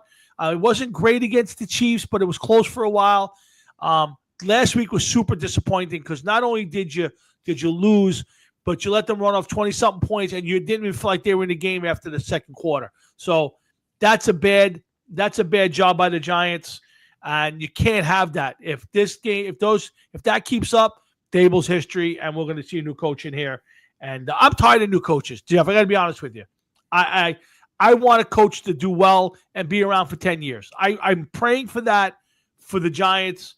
I even pray for the Jets. I think it helps build rivalries when you have coaches that stick around and they start maybe getting involved against each other. Teams play again. I'm all for that. Just both teams, I got a feeling, are heading to new coaches in the near future. Well, you know what? I don't see Dable being there for 10 years. That's for sure. Well, not if he keeps up with the way it is. I mean, if listen, you go out and win some games and play football and don't make stupid mistakes and correct them as they go along. And if not, then yeah, you're right. He will not be there 10 years. He might not even make a 50 year. So, but we'll see. It's going to be interesting. It's a long way from over. We're only at week 6 of the NFL season, and there's a lot of football left to play. Again, Giants up 13-3 in the first quarter. There's 5 minutes left in the first quarter, and the Giants have actually put 13 points on the board. Jeff, I did want to get to your top 15 hockey players. This was a very tough list for me. Very tough. Yes, it was. Because there's so many players in my brain, and when I was heavily into hockey, it wasn't as tonight. You could turn on, and like last night I turned it on, and there were probably 3 national televised games going on. TNT had games, the Hockey Network had games. You could see everybody play. I went to some lists, and there was one list that had Gretzky, had Messier as the 12th greatest all-time hockey player, behind Nicholas Lidstrom and Joe Sakic and the kid Connor McDavid, who's a great hockey player, but isn't shining Messier's boots. So the lists are way off, my opinion. I have to agree with that. Some of the lists that I saw too were just not right. Yeah. So I came up with a list basically off the top of my head, because there's a lot of players on my list that you're going to go, really? You have that guy on your list? But these are guys that I watched and I thought were great. Now, I only have 2 goalies on my list, and they tied at the same spot. So I actually have 16 guys on my list. So I don't know how you want to do it, but if you want to read out your list, by all means. I don't know if you want to start at the bottom and work your way up. Go ahead, man. I'll say I want to put Mark, who okay, keep it running tab on this. All right, ready? Yep. All right, so these are guys who didn't make my list. These guys did not make my list that I wanted to put on my list, but I didn't get to see them play a majority of their career, and I felt like I couldn't put them. So just for the record, Gordie Howe, Bobby Orr, Ken Dryden, Vladislav Tretiak, Connor McDavid's too soon, and I hate Sidney Crosby. So those are guys who did not make my list, who are probably on most people's list of greatest hockey players, especially Gordie Howe and Bobby Orr. Bobby Orr is one of my favorite hockey players of all time, but when I was a kid, he was basically done. He was hanging around. But anyway, number 15 was Brett Hull. Number 14, Mike Gardner. Loved Mike Gardner. One of the fastest skaters, hardest shots you ever saw. 13, Phil Esposito. Loved Esposito. In garbage goalie, garbage goals. But Espo was a great hockey player for the Bruins, and even had some great times for the Rangers. Became their coach, their GM. Great hockey player. Ray Bourque. Loved Ray Bourque.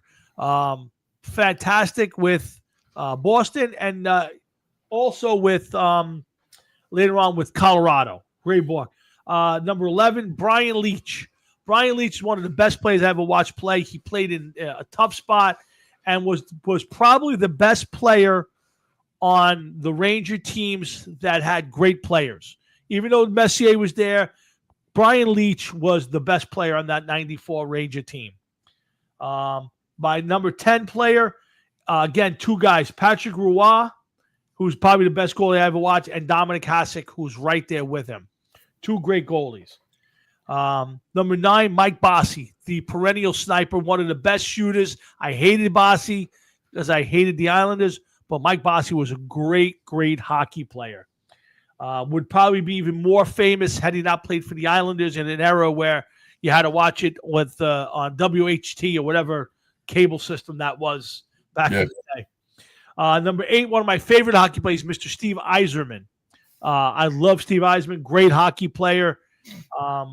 Number 7, guy I watched play at the end of his career in Canada, but then watched play come back after being a Hall of Famer and out for 5 or 6 years, and came back, had a great career with the Rangers. Guy Lafleur.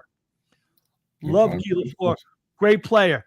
Okay, now we get into the serious part. Number 6, I hated him, but a great player who's still playing today, Jaromir Jagr at number 6. Yep. Number 5, Paul Coffey, one of the best defensemen of all time. Number 4, Yari Curry. I think Yari Curry is one of the best snipers I've ever seen, and fed and led left off of Gretzky, and was one of the great players of his time. Mario Lemieux, Mark Messier, and the top is Wayne Gretzky. And it was a very tough battle for number 1 because I love both of those guys. And while I think Messier is the best all-around player I've ever seen, Gretzky was just special and did things that nobody did with scoring goals. He turned hockey into what you see today, to this fast-paced thinking man's game. So that's my list. Gretzky, Messier, Lemieux, Curry, Coffey, Jagr, Guy Lafleur, Steve Yzerman, Mike Bossy, Roy and Hasek, Leach, Bourque, Espo, Mike Gardner, and Brett Hull. You know, while it's hard to not put some of those guys on the list. Yep. I only had 1, 2, 3, 4, 5, 6, 7, 8 of the same players that you did. Wow, interesting. Okay. I also felt as though I tried to stay away from the Edmonton Oilers dynasty, only because there were so many players that you could have taken. That whole list could have been Edmonton Oilers. 100%. 100%. You're forgetting, I believe Marty McSorley was on that team. Sure. Kevin Lowe. Jeff Bukaboom, Kevin Lowe. Adam Graves was even on that team for a short time. Glenn Anderson. There was a lot of people. Esa Tikkanen, that's one of the great teams of all time. Absolutely. Those 4 or 5 years. From 85 through 91. Yeah, sure. I'm happy to say that my list is a little bit different than yours. Sure, go for it. So I got Patrick Roy, and I didn't put mine in particular order. Okay. I just made up a list of 15 because it was way harder. Oh, very tough to do. Okay. Patrick Waugh, Steve Eiserman, Luke Robitaille. Luke Robitaille was a great player, man. Great player. Absolutely great player. Big goal scorer. Lost with the Kings, with the Rangers, Penguins, I believe, too. Yep, absolutely. The Hull, father and son team, Brett Hull and Bobby Hull. 100%. I got them on the list. Brian Trottier. Oh, good call. Very good call. Yeah. Ovechkin, who just set the NHL record. I just can't stand him, and I think he's been hanging around. But yes, you can. That's a great pick. It's a great pick. There's a couple guys on that list Sure. that have been hanging around that were there for a while. But I hear you. To me, it's still Gretzky's record, I guess. I don't know. What can I say, right? 100%. Good call. Yaga. You got to go Yaga. You have to. Martin Brodeur. Good call. One of the best goalies of all time. One of the best money goalies of all time. Yeah. 100%. Yeah. Ray Bork, Bobby Orr, Gordie Howe, of course, Mario Lemieux, Messier, and Gretzky. The top of both our lists were pretty much the same. Yep. To me, like taking the top four players, Gretzky, Messier, Lemieux, and Gordie Howe, for me, it would be hard to put.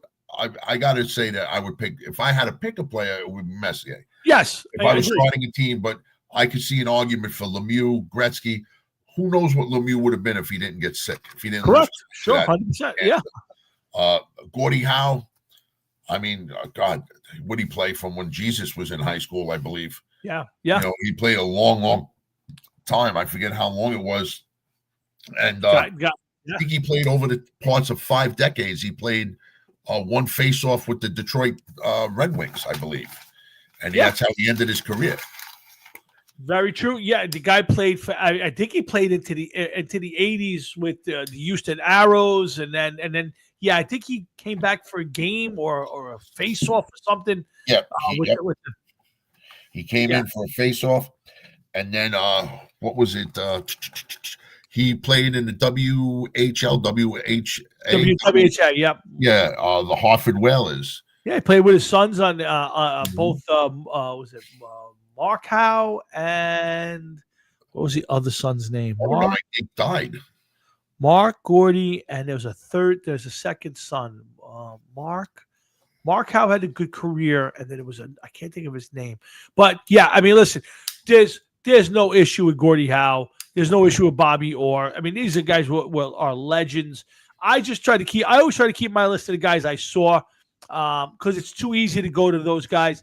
And again, yeah, if I was starting a team, I would be hard pressed to not take Mark Messier because he played till 1980, from 1946 to 1980. Wow. Retirement. Let me see if it says Marty. That's it. You're right, Frank. Good call. That's it. Mark and Marty Howe. Yep, that's good. Marty Howe. Yep. Yeah.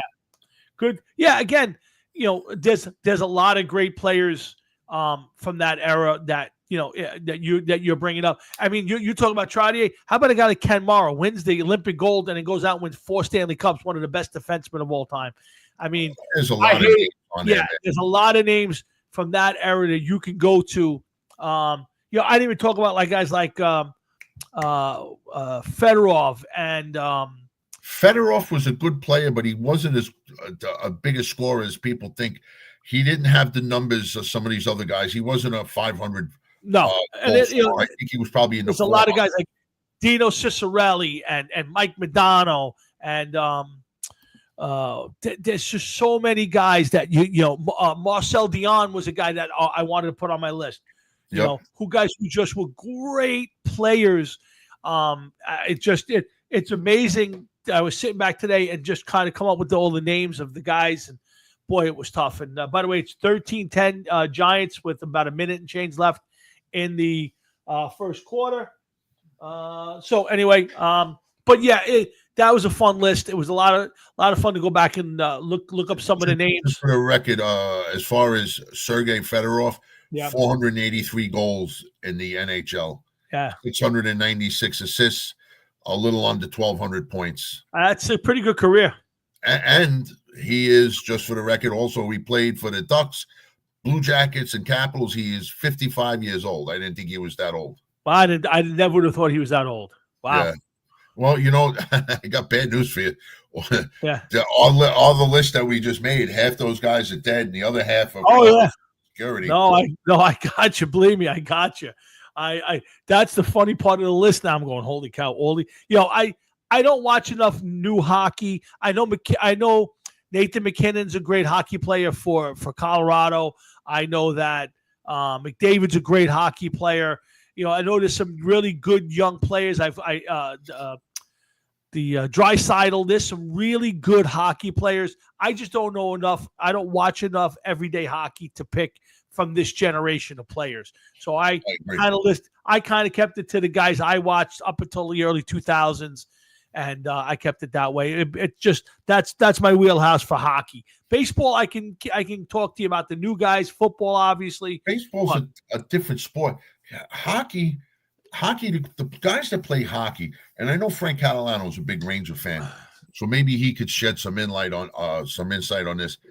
I don't think the hockey players get the publicity that a lot of the other sports players get, because these guys aren't making the money that some of these other sports are making.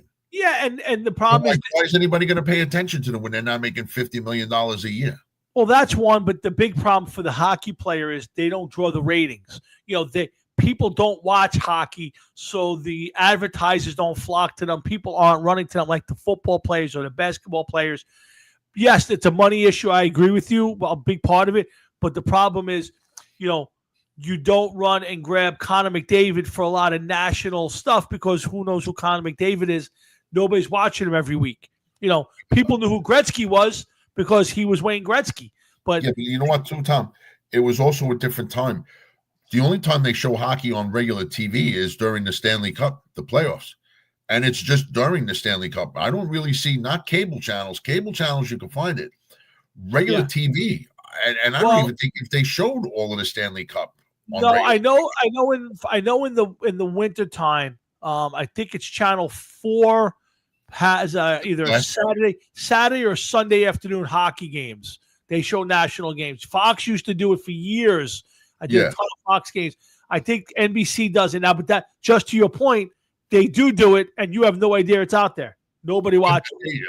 Fox used to ruin it because they used to do it with the fucking lit up puck and the streaks for the passes and everything else. Yeah, they overdid it. That hockey's one of those sports where just show the game. The game itself is such a great sport. It doesn't need all of that hype bullshit. You don't need. Oh, if you'd watch the game and you understand the game, you don't need for them to light up the puck. You'll follow the puck. You'll know where it is. 100. I watched and knew how to watch hockey because somebody explained it to me, and I watched it and I caught on. And it was a different time. Now you don't see guys much into hockey. It's not a big game, man. No, it was what it once was. It's a shame. Yeah, again, I think the problem is the popularity of football and basketball have pushed it even further down. It's not easy to bet on. I'm sure people do bet on hockey. I've never bet on hockey, but it's that. That's the problem. You get, listen, hockey draws its ratings. It has its core audience. I think the problem also is there's certain teams in all sports, but in hockey especially, that you need to be good for people to really pay. Like, you need the Rangers to be good. You need the Boston Bruins to be good. You almost need the Flyers. You need certain cities to wake up because their fans are all over the country. Like the Rangers, it's like the Yankees. You go anywhere and the Yankees have fans everywhere. I think some of those cities need to be better, and you'd have a little more of a storyline. But when it's the Florida Panthers and the Edmonton Oilers, nobody cares.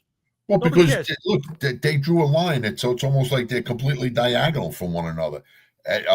Florida Panthers can't be any further down south in the United States, and Edmonton Oilers are up somewhere in the northwest, I believe, of Canada. Yep, not as far up as Vancouver, but they're up there. And Catalano's right. Yeah, there are no fringe fans of hockey. You're either a diehard hockey fan or you're not a hockey fan because it's one of those impossible to get on into the game. Yes. On Sunday, there's how many different football games on? Yes. There's football from Friday, Thursday, and then college football Friday and Saturday nights, all day Saturday. So you could always follow the game. Hockey, it's on ESPN, and that's about it right now at this point in time. Yeah, well, there's some TNT games. There's, but it is overshadowed by football season. But I would tell you that playoff hockey is, you know, it's some of the best hockey out there. And Of course it is. And it's also an expensive sport to get into. If your kids get into it, you could get them a bat and a ball and a glove, and off they go to play baseball. A rubber basketball for $30, and they're out and they're fine. But hockey, you're 100% right. It's a tough sport to get into outside of it definitely is. But I would tell you, if you ever want to get somebody into a hockey game, take them to a game. I went to last year. I went on a business trip. They took us they had a box. They took us to a Dallas Stars game. And two of the guys, one of my bosses and one of the guys that had never been to a hockey game, never even watched a hockey game. And they left there better hockey fans. They loved it. They thought the intensity was great up and down the ice. If you ever want to get somebody into it, don't watch it on TV. Take them to a game. There's nothing better than sitting in the game and watching a hockey game live. I don't care who it is. If the fans are good, like I've got the Devil games, and not for the Devil fans suck. It's boring. Go to the Garden on a good night. Go to a stadium where the arena where the teams are good. That is the one way to get somebody into a hockey game.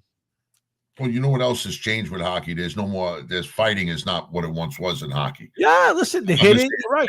But it's definitely not what it once was. And while the sport, you can't condone fighting, it was something that was synonymous. Well, it was part of the game, guys. Leading the league in penalty minutes with 124 minutes instead of 380 minutes. It's a different situation. You know what I mean? Absolutely, 100%. I couldn't agree with you more. That hockey was a big thing because fighting was a big thing because if you could intimidate the other guys, better players, and that would take them out of the game, and you had a better chance to win. But if your goon was better than the other guy's goon, you could take that aspect away. So that was a big part of hockey. The guys like Probert and Chris Nyland and Fatiou, like Frankie mentioned, and Clark Gillies, those guys could change games around with their fists. Dave Schultz, Ty Doan. Yeah.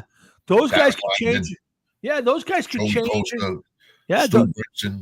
Yeah, and Frankie, last year, those for Frozen Four that the U.S. that they did instead of the All-Star game, I wish now this year they're going to do the Olympics instead of the All-Star game, which is fine. But to me, I would do a tournament like that, come up with a different scheme every year, and eliminate the hockey All-Star game. That was a great tournament. It was fun to watch, and the players took it serious. And it was great hockey. Hockey to me is the best sport live you can go to. I've been to every sport, and there's nothing better than a hockey, even regular season hockey game. There's nothing better than that. It's just exciting. It's up and down the ice, and those guys play their ass off. But it's a sport that you're not a casual observer. Either you're diehard or you're not into it. That's just it's one or the other. There's no way. It's hard enough to be a diehard. There's no way to be a casual fan of hockey because you can't catch it anywhere. It's correct. Almost, it's very hard to find. You got to go looking. I mean, listen, I'm a Ranger fan, and I don't have MSG's not on my cable system, and I don't go crazy trying to get it. When they're on national, I watch it. When they're not, I don't. And when time gets to the playoffs, if they're in, I get to watch a lot of games. But if they're not in it, then I don't get to watch. I would consider myself a casual fan, but I can be a casual fan because I grew up a diehard hockey fan and was one up until the early 2000s. After that, I became a casual fan because I didn't like the way the Rangers built their team. That's a whole different story. But it's the best sport to see live, and if you get the bug like Jeff did, you can get totally engulfed in the sport. That's how I got into it. I got my friend used to watch it. He was in a hockey like a rotisserie league. Yeah, and every morning he would have to get the paper to go over his stats, and I would help him out with the stats. And I started to learn the names, and then we went to his house and we started playing video game hockey, and I learned a lot of it from that, like the players, who they were, the teams, and I went out and bought the game myself and played it, and it's not the same, man. I'm not picking up on who these guys are, man. No, I completely agree with you. And I I love to watch it, but it's just not the same for me as it was when I was a kid, and that's okay. Not everything stays the same, but I still pay attention. I watched the opening night Rangers. They look like shit, but we got 81 more games to go. We'll see what happens, and that's it. So we're gonna end the show. Tom, what's that thing on Dark's face? I don't know. He does that crazy. He puts like one dark eye. I don't know. He had some reason he did it once, and now he does it every. I don't know. It's retarded. Just go play good football like you care less. But if you don't play good football, about your boy, yeah, it's okay. By the way, I've gotten in a new hobby. I'm collecting wrestling cards now. What are you, wrestling cards? Yes, this All right. is a shot from, I think it's WrestleMania 4. Yeah, this is WrestleMania 4 in Atlantic City. And why this card is special? Now you can't see it here because it's too small. But there's a guy right over Hogan's leg on the left is a guy who's the future president of the United States. Donald J. Trump is in that card. And I got a Tito Santana with a belt and a very mint Hulk Hogan. So I've decided now I'm collecting wrestling cards, Jeff. That's it. That's my new. There's nothing wrong with that, man. Yep. So, but that's what we got. So, Jeff, that's how we're going to end the show, talking about wrestling cards. Jeff, what do you got coming up? You got a show this weekend? Not this weekend, next weekend, but just real quick, our drummer was involved in a bit of an accident, and we were going to have a replacement drummer for that show. And right now, middle-aged delinquents is in flux. Oh, wow. We will know more by next week at this time. Will you be announcing the replacement drummer? I might have said too much already as it is. Oh, okay. Not that we're looking to get rid of anybody, but he did not say anything. That's why I'm not. All right. Well, we will not. As it is, I'm just telling anybody that listens that might be coming that you may see somebody different, and that's the reason why. Got it. We're going to see what happens, and that is, what is that? A pack of Topps cards at $15? Are you fucking kidding me?